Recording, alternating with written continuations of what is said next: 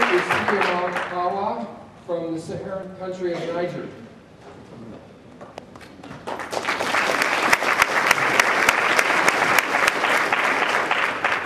Good morning. My name is Sidi-Amar Taoua. I am a nomad, indigenous people from the Sahara Desert.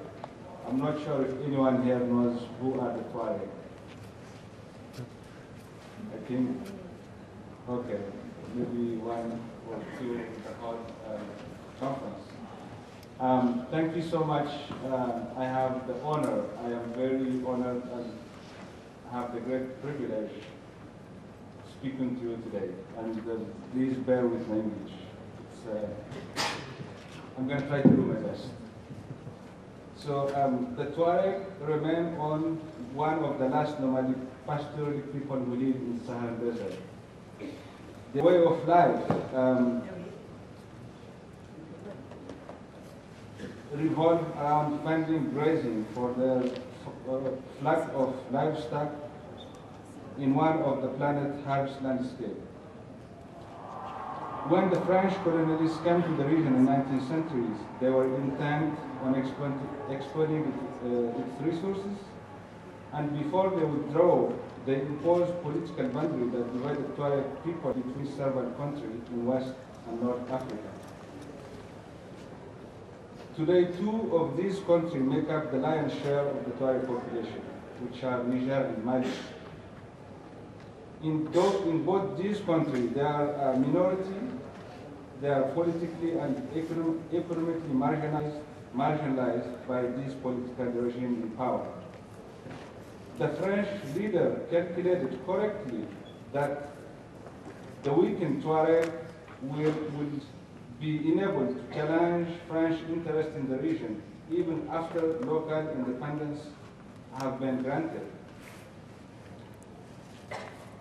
Instead, the departing colonialists ensured that the political map was drawn in such a way that they would maintain maximum access to the natural resources and will be able to continue extracting them without consideration for the local people and environment. Uranium continued to be a critical French national interest since the country produced more than 80% of its electricity come from nuclear power plants that are fueled by Niger uranium. One French light bulb in three are lighted by uranium, which come from the Touareg land.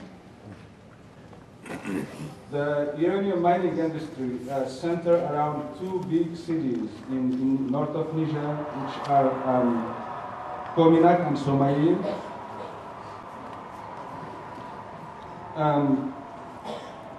As the nomads were pushed off their surrounding land and could find no way to maintain their flock,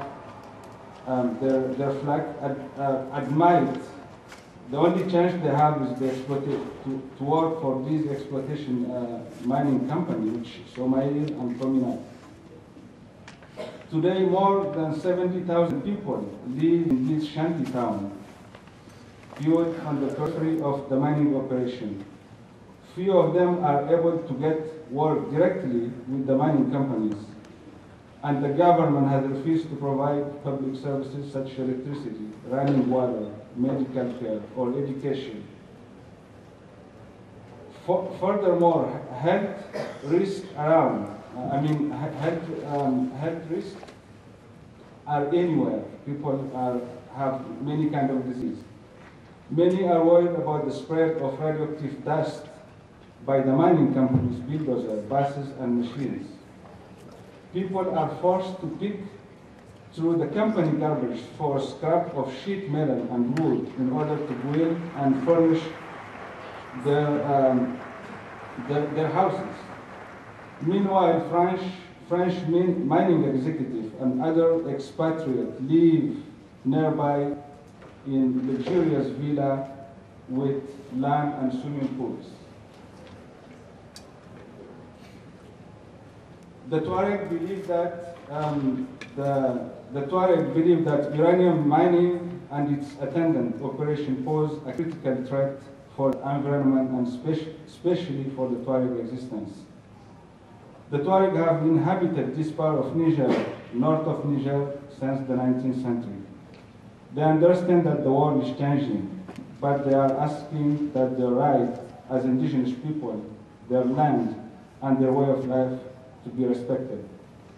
They do believe that the resources in their land can be extracted in a responsible and environmentally friendly manner, and they believe that the subsequent wealth generated can be shared equally with all the people of Niger, instead ending up in the bank account of few people.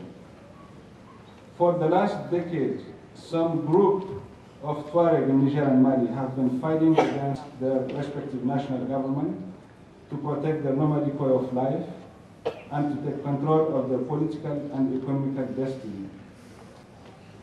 The Mali government has responded with negotiation and serious attempt to implement peaceful solution.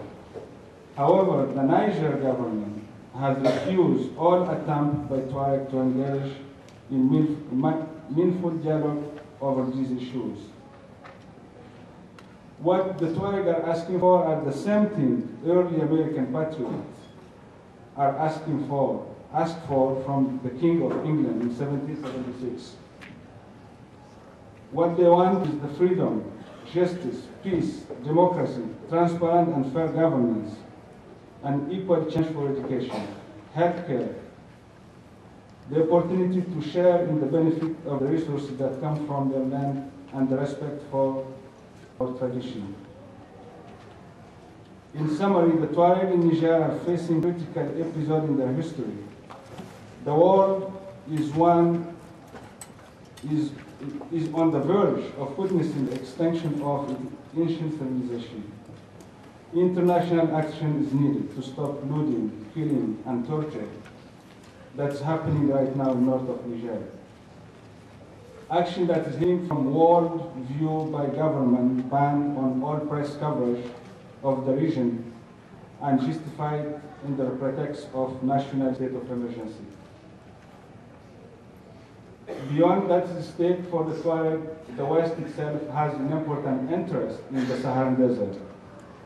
In recent years, the Saharan Desert has become a haven for Islamic terrorist groups who operate freely, sometimes with knowledge of the local authorities. In December, 2 United Nations diplomats were kidnapped in southern Niger, and in January, 4 European tourists were taken in Mali, near the Niger border. These crimes have been attributed to a branch of Al-Qaeda that's known to operate in the Saharan Desert region, and they highlight the incapacity of Niger and Mali government to ensure safety for its citizens and its visitors. What if such terrorists turn their attention to hijacking Uranium instead tourists? The Touareg certainly recognize that such threat poses a big risk to their security and future, as it does to the world, as it does to the West. And we welcome the chance to work with U.S. officials to root out these dangerous terrorists and to bring peace, stability to the region. Thank you so much.